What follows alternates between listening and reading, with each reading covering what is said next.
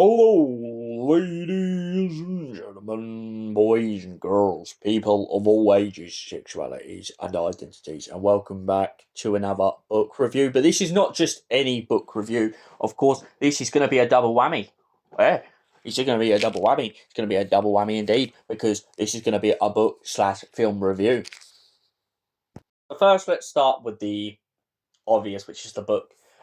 So this is not the first time I've read the book. This is the second time, but this is the first time I've read it all the way to the end.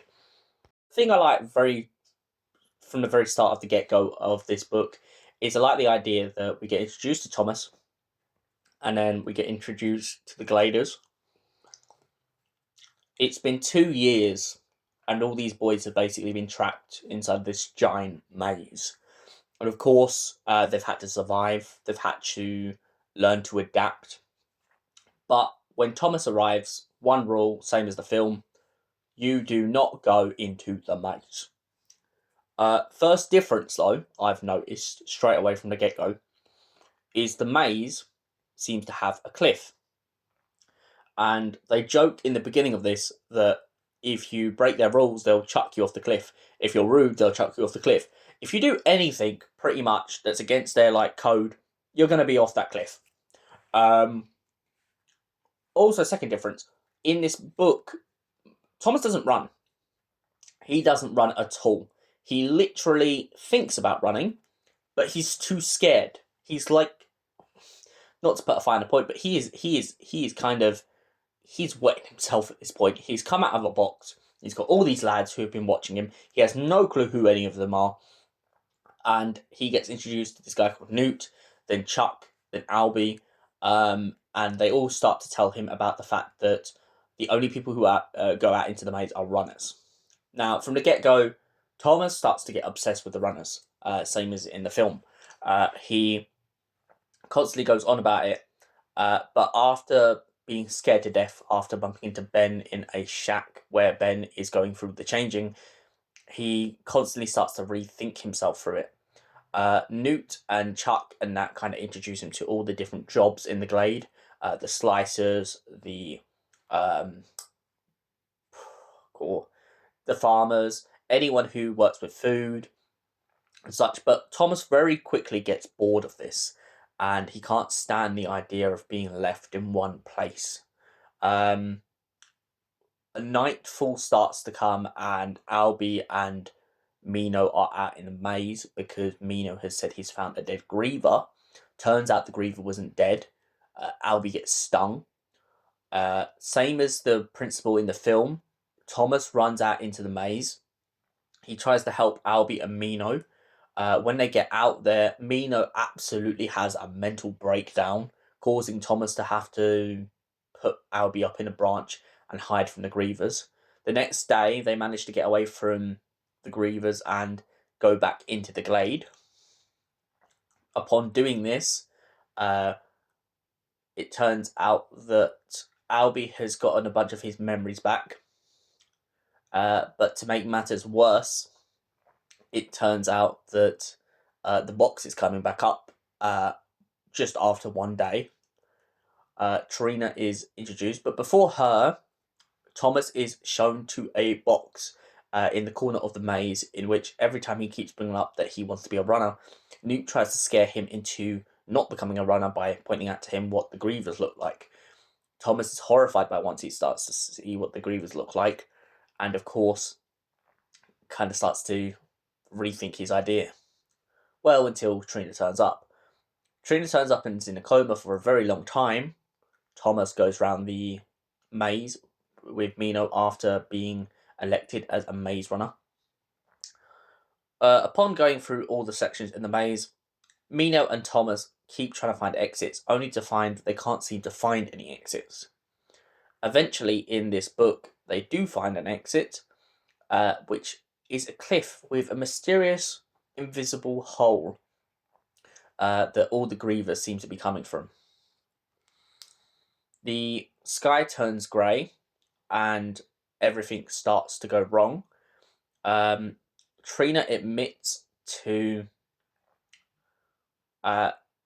activating some code. It's established from the very beginning of the book that Trina and Thomas have these kind of telepathic powers, which enable them to talk to each other in their heads. For a very long time in the book, they try to hide it from everyone else, but once things start to go wrong, they decide to admit it and come open to everyone. Gally starts attacking them constantly. Then eventually, Gally disappears for a very long time, and no one knows where he's gone. After Gally's disappearance, the doors won't close. Eventually, after the maps being burned, but they're not being burned, they find a bunch of words on the map. Due to the incredible intelligence of Trina and Thomas. When they get the intelligence, Thomas comes up with a plan, a kind of suicidal plan. He points out that the only way back is most probably over the cliff. Mino thinks he's absolutely crazy. Everyone thinks he's crazy. But they know they have no choice after the Grievers start attacking the camp. The Grievers start attacking the camp and taking one each night. Try to pick off the Gliders one by one.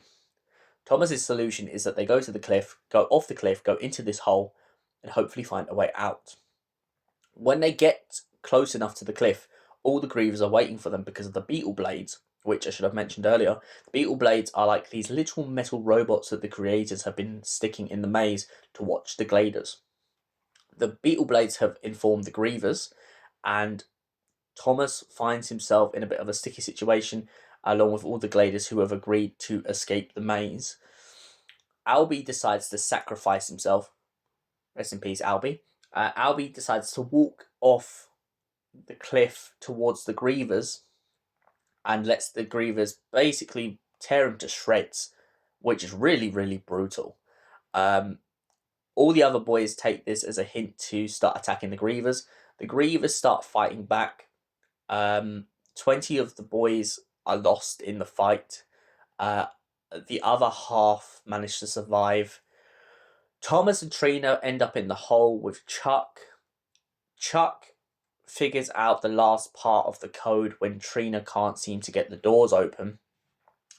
When they escape, they go down a tunnel and find the creators. Upon discovering the creators in the lab, which we do/don't have in the film, upon finding them, the creators do one last trial on the kids. They bring Gally into the room, who's been hiding in a hoodie. I mean, damn, man's on the block. But they reveal Gally. Gally grabs a knife. Gally goes for Thomas. Chuck risks his life. Chuck gets stabbed, and Thomas starts to mourn. After Chuck getting stabbed, one of the creators, this woman who's been talking to them, starts saying that everything has a purpose. She gets attacked, supposedly gets killed. Everyone gets escorted out of the building. Everyone gets escorted out of the building by the armed thugs who are claiming to be rescuers. In this version, they get taken on a bus. And when they get taken on a bus, when they look outside the windows, they start to see people who are very sick, very ill. The good thing I like about this, though, is it really does start to give you this idea of what the flare is.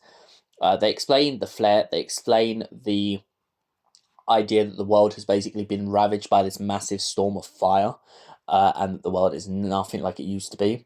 All the people outside who are very sick start banging on the bus. This woman explains to Thomas and Teresa that the people who locked them in the maze have done it in order to find a cure. They tried to pretend, well, I say tried to pretend, they begin to tell Teresa that they don't agree with this, and this is why they are attacking Wicked. Teresa, Mino, Newt, and all the other Gliders, along with Teresa and Thomas, are escorted to this kind of hospital sort of place, where they are given food and water. The woman who was thought to be dead kind of returns in the epilogue of this book and starts discussing about the next phase of the trial.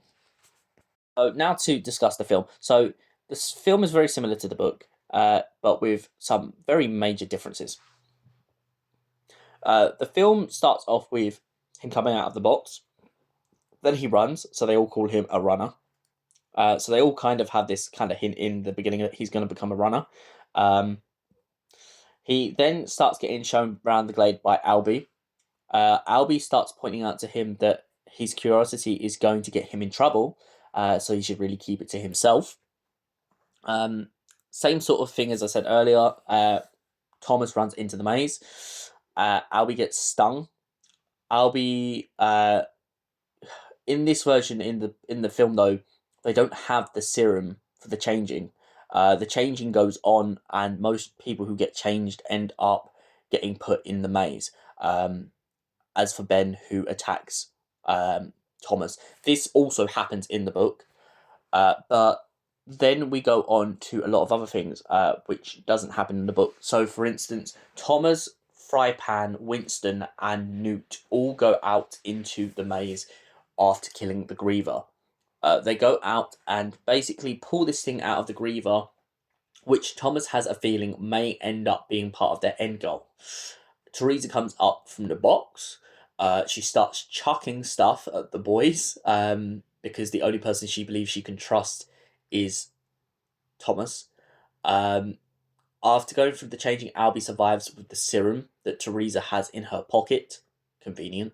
And then the group decide to look at the maps, and after looking at the maps, they realise that Section 7 is the only place that they haven't really truly discovered.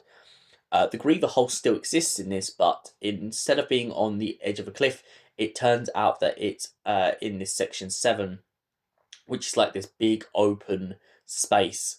They get to the Griever hole in this film. They have to fight off a bunch of Grievers, the same, except for this time, Albie wasn't killed by the Griever. He was killed. I think he was killed by something else.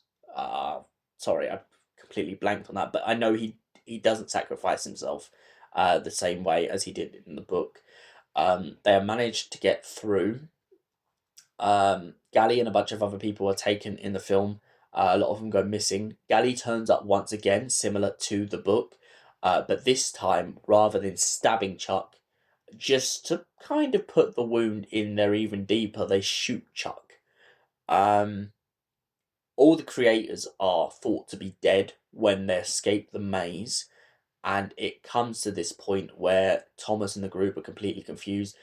They do escape, but rather than a bus, they're taken on a helicopter and they're shown the rest of the maze. We don't fully see where Thomas goes in the end of the film, not until the next film, because it hangs off on a cliffhanger.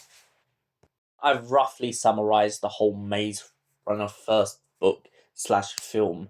What was my thoughts on it? Well, I like that the book goes more in detail. I still really like the film, but I feel like there was a few things that the film missed out that I'm very glad that the book kind of goes into. For instance, what I mentioned earlier, I love the way that the book brings up the flare.